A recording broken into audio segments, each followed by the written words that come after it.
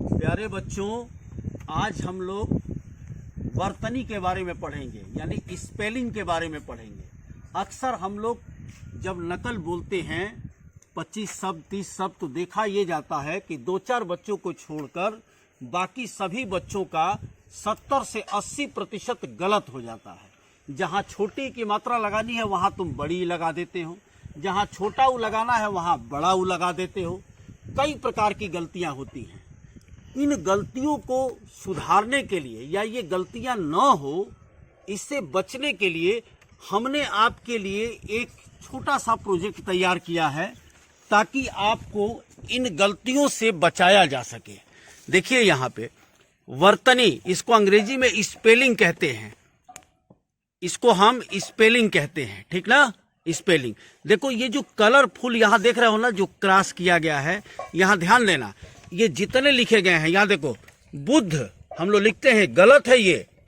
शुरू, चांद, विद्या, इधर देखो, चढ़ना, पढ़ना, द्वार, चिन्ह, गद्दार, चिट्ठी, पृष्ठ, कीजिए, ये सब गलत है। कैसे गलत है? जैसे ये देखो, पृष्ठ होता है, हम अक्सर ट लिख देते हैं। ये चढ़ना होता है, हम चढ़ना लिख देते हैं। ये पढ़ना होता है, बिंदी होगा, लेकिन हम छोड़ देते हैं। लेकिन इसमें देखो, ये हरा जो घेरा हुआ है, हरा वाला, ध्यान देना, ये नियमतः तो गलत है। ध्यान देना, हरा वाला जो घेरा गया है नियमतः तो गलत है। ये 1 2 3 4 5, लेकिन व्यवहार में जब तुम इसको द्वार को ऐसे लिख दोगे तो जूनियर हाई स्कूल के बच्चों के लिए गलत नहीं माना जाएगा, हाई स्कूल तक के बच्चों के लिए गलत नहीं माना जाएगा। जबकि नियम के अनुसार, हिंदी नियम के अनुसार ये गलत है ना।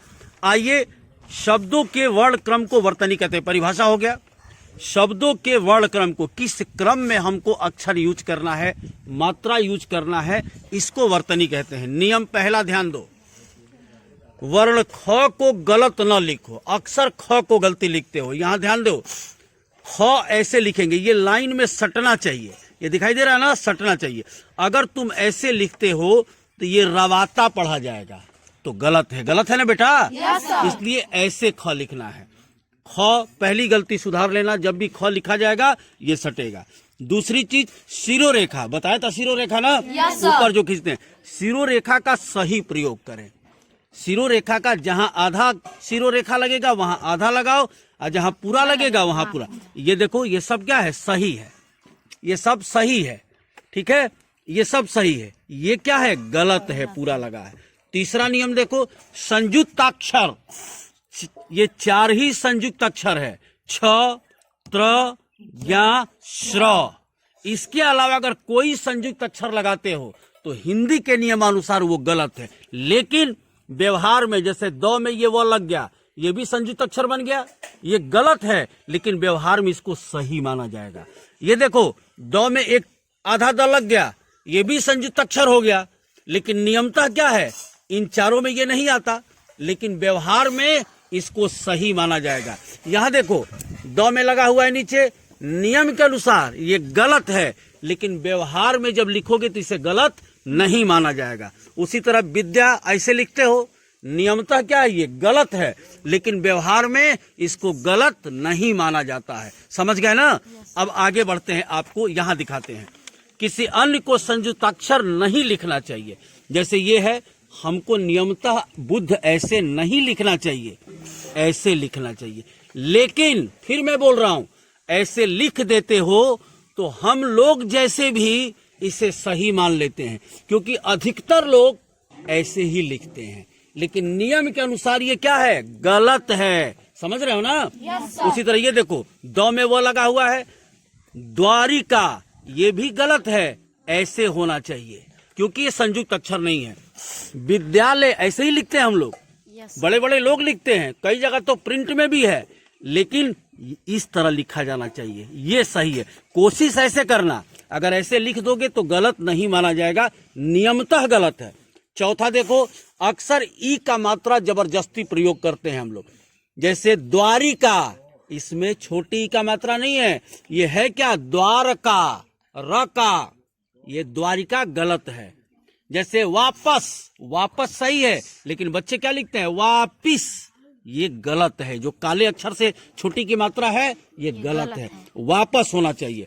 ळ और न का प्रयोग सही तरीके से करें। ळ और न का, जैसे अक्सर लिख देते हैं सब मरण, ये गलत है। मरण होना चाहिए। चरण गलत है, चरण होना चाहिए। रावण गलत है बेटा, रावण शुद्ध शब्द है।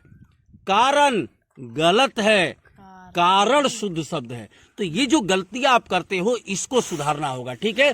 हम देखिए कुछ आपके लेवल लायक जो अक्सर आपकी किताब में देखने को मिलता है, ये अशुद्ध शब्द लिखा हुआ है इस रंग से, और ये शुद्ध शब्द लिखा हुआ है। ये अशुद्ध है, ये शुद्ध है, ये अशुद्ध है और ये शुद्ध है। हम इसको बोलेंगे और आप लिखेंगे, तब आपकी कॉपी चेक करेंगे। जहां जहां गलती होगी उसको फिर दोबारा हम समझाने का प्रयास करेंगे, ठीक ना। है गलत लेकिन व्यवहार में सही माना जाएगा। समझ में आई बात? तो वर्तनी यानी शुद्ध हिंदी लिखते समय, शुद्ध हिंदी लिखना है तो हमें इन सब चीजों का ध्यान रखना होगा। समझ गए ना? Yes sir. अच्छी तरीके से समझ में आया? Yes sir. चलिए हम नकल बोलते हैं। धन्यवाद।